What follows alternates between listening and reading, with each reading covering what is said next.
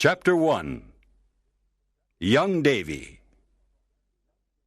Davy Crockett was born on August 17th, 1787, in Greene County, Tennessee. In 1787, America was a new nation. Most of the territory was a wilderness. Davy Crockett was born in the wilderness. His father, John Crockett, was an Irish immigrant. He fought in the American Revolution. He was a very courageous man. Davy had a difficult childhood. His family was poor. When he was 12 years old, his father said, "Davy, our family doesn't have any money. You must go to work as a cattle herder." "All right, Father," said Davy. "I'm happy to help the family." Davy traveled 400 miles on foot. He took cattle from Tennessee to other places. When he finished his work, he was far from home. He was lost. Davy walked 400 miles. When he returned home, he was very tired. Davy gave his father the money he made. His father was happy and said, "Thank you, Davy. Now we have some money for the winter months." "I can do it again to help the family," Davy answered. The years passed. Davy went to school when he had time. He spent most of his time hunting in the forest. He was the best shooter and hunter in Tennessee. He entered many shooting competitions and won them all. He called his rifle Old Betsy. For years, Davy hunted bears and other wild animals. He was a trapper. Once he hunted 100 bears in 6 months. It was dangerous to hunt bears, but Davy was very courageous and strong. He knew the forest well. The Indians were his good friends. He ran fast and was a strong fighter. He fought with the wildcats of the mountains. Some people said that one day Davy saw a raccoon in a tree. He wanted to shoot it, but the raccoon saw him and said, "Wait a minute. Are you Davy Crockett?" Davy answered. "Yes, I am." The raccoon answered, "Then don't shoot. I'll come down from the tree." And the raccoon came down from the tree. Chapter 2. The Creek Wars. Everyone liked Davy Crockett. He was always happy, with a big smile. He was honest and always helped others. Davy was a tall man. He wore a coonskin cap, buckskin trousers, and a buckskin jacket. He always carried his long rifle, Old Betsy. In 1806, Davy married Polly Finley. She was a school teacher. They had 2 sons and a daughter, John, Joseph, and Judith. After a few years, the Crockett family moved into the Tennessee Hills. The Tennessee Hills were near hostile Indian country.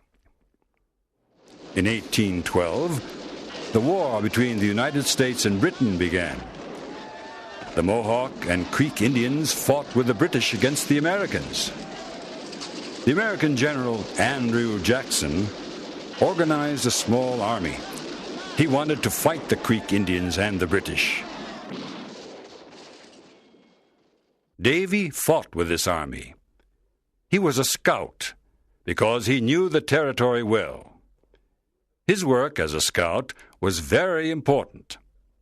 Davy traveled across Tennessee, the Mississippi Territory, Florida, and Louisiana with General Jackson's army.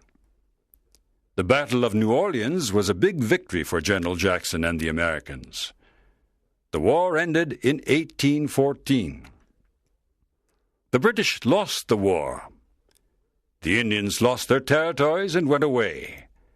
New American families settled in the Tennessee hills. At the end of the war, Davy returned home to his family. Unfortunately, his wife, Polly, died. Life was again difficult for Davy. He worked as a trapper and took care of his 3 children. After some time, Davy met Meg Mackinac. Meg's father was an American trapper. Her mother was a Cherokee Indian. Davy fell in love and married her. They had twins. Davy named the twins George and Washington in honor of America's first president.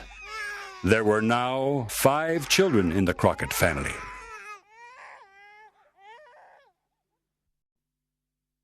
Chapter 3. Davy enters politics. Davy and his big family wanted to live in Lawrenceburg, Tennessee.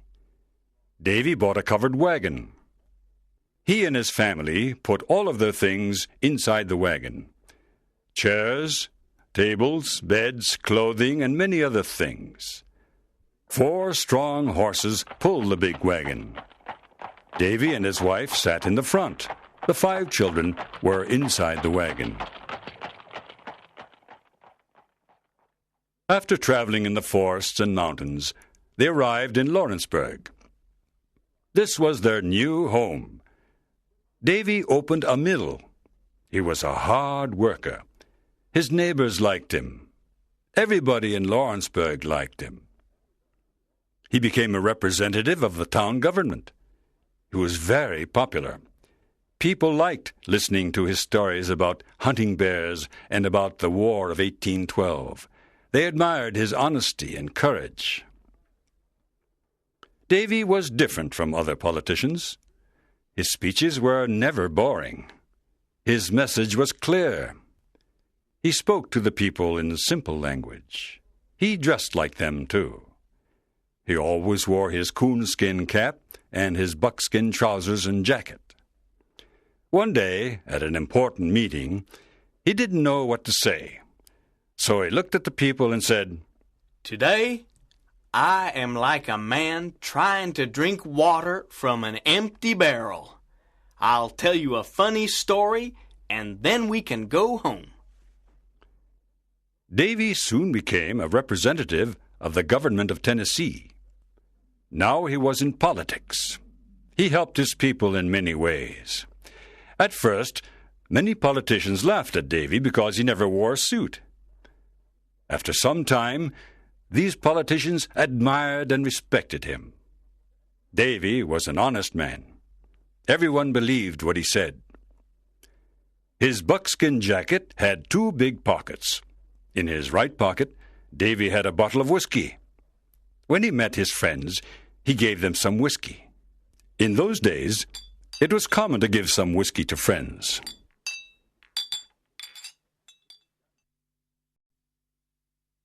Chapter 4. Congressman Crockett. Davy often went to Nashville, the capital of Tennessee. In Nashville, he worked for the Tennessee government. One day, while Davy was working for the Tennessee government, a big flood destroyed his mill. This was terrible. He was very unhappy because he'd lost a lot of money. When he returned to Lawrenceburg, he started a new type of work. This time, he made barrels. He sold these barrels in New Orleans, Louisiana. New Orleans was about 400 miles away. To go to New Orleans, he traveled on the Mississippi River. He had a big boat to carry the barrels. It was difficult to travel on the Mississippi River. There were many dangers. One day, his boat had a bad accident. It began to sink. Davy almost drowned. He lost his boat and his barrels, but he didn't lose his life. In 1827, there was a big election in Tennessee. Davy Crockett became a United States congressman. This was a great honor for him.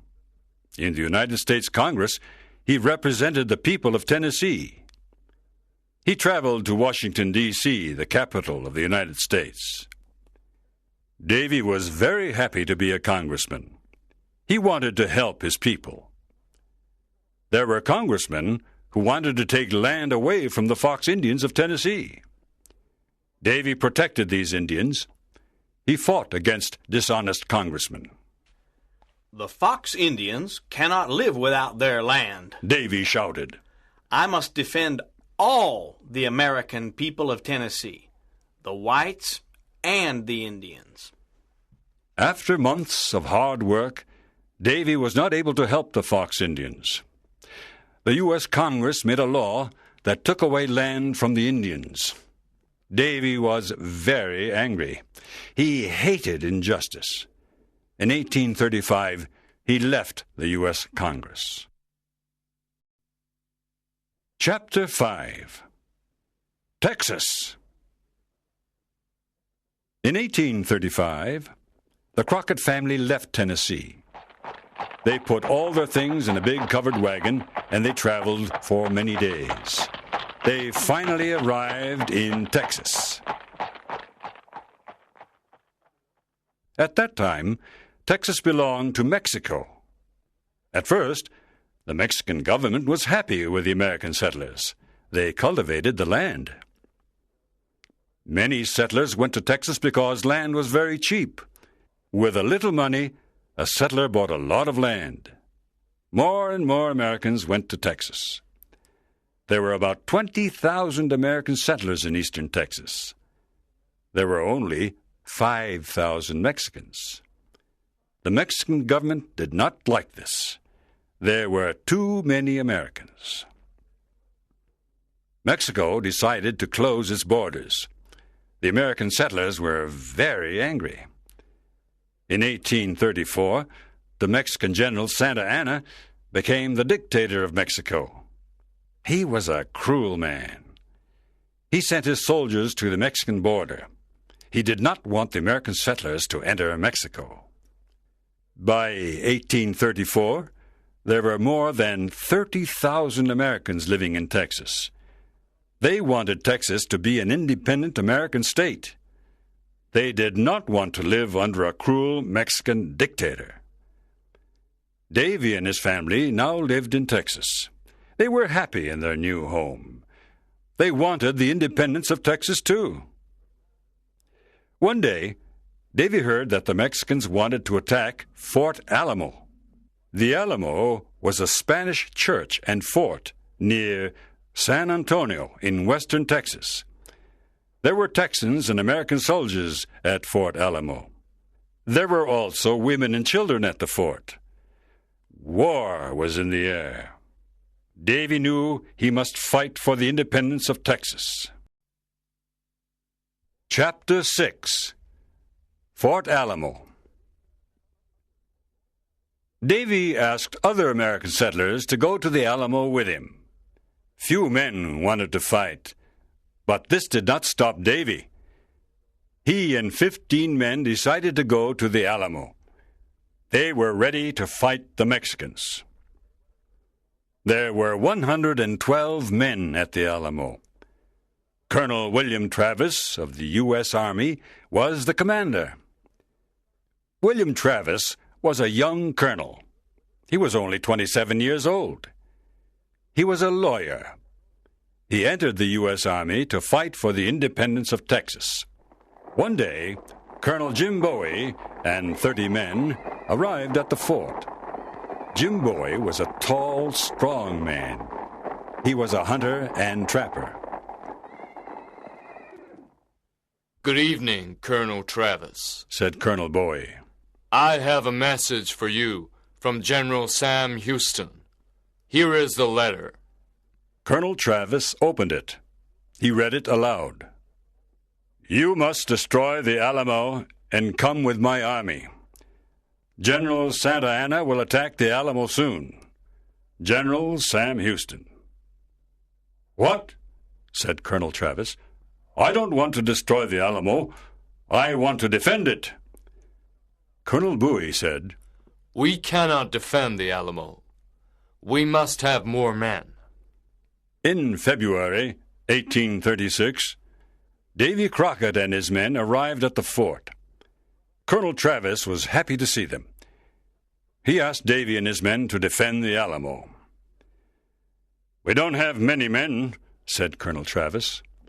"We must ask for more soldiers. I am sending a messenger to General Fannin. He can send us more soldiers."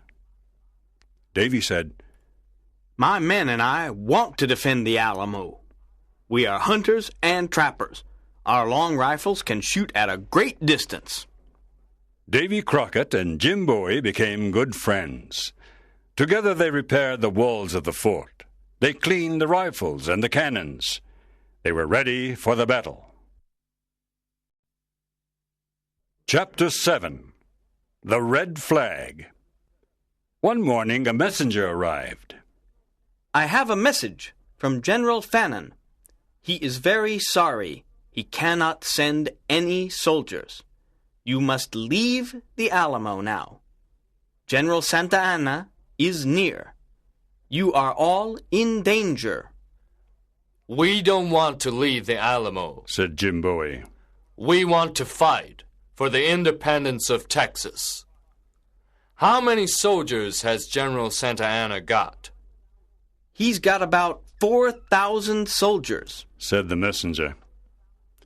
Colonel Bowie looked at Colonel Travis. "We must speak to our men," said Colonel Travis. "Yes," said Bowie. "We must speak to them." Colonel Travis called his 187 men. He said sadly, "General Santa Anna is coming to attack us. He has about 4,000 soldiers and lots of ammunition. We have only 187 men and little ammunition. We have little food and water. Remember, there are women and children in the fort." Then he marked a line on the ground with his sword. "Those who want to fight for the independence of Texas, cross this line. The others can leave the fort and go home." There was a very long silence. Davy thought about his wife and his 5 children. Then he thought about the independence of Texas and the American settlers. He thought about a new American state, Texas. All the men crossed the line. These men wanted to defend the Alamo. These men wanted an independent Texas. On February 23, 1836, General Santa Anna and his army arrived. He sent a messenger to the Alamo. He wanted the people in the Alamo to leave. The men in the Alamo answered with a cannon shot. They did not want to leave. They did not want to return to the United States. General Santa Anna was furious. He showed a red flag. The red flag meant no prisoners. He wanted to kill everyone in the fort. On February 24, 1836, General Santa Anna's army attacked the Alamo. The Mexicans had an enormous cannon. It shot a cannonball that damaged a wall of the fort. Davy said, We must destroy that cannon. It can destroy the walls of our fort. That night, Davy and Jim Bowie left the fort. They went to the Mexican camp. Everyone in the camp was sleeping. Davy and Jim silently passed behind the 2 Mexican guards. They put mud and stones in the enormous cannon. Then they returned to the Alamo. The next morning, the Mexican army used the cannon. It exploded.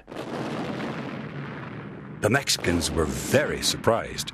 Their enormous cannon was destroyed. The men in the Alamo killed many Mexican soldiers. The Mexican army attacked many times during the day, but the Texans and the American army defended the Alamo. Chapter 8. The massacre. The days passed. The battle continued. There was little food and ammunition.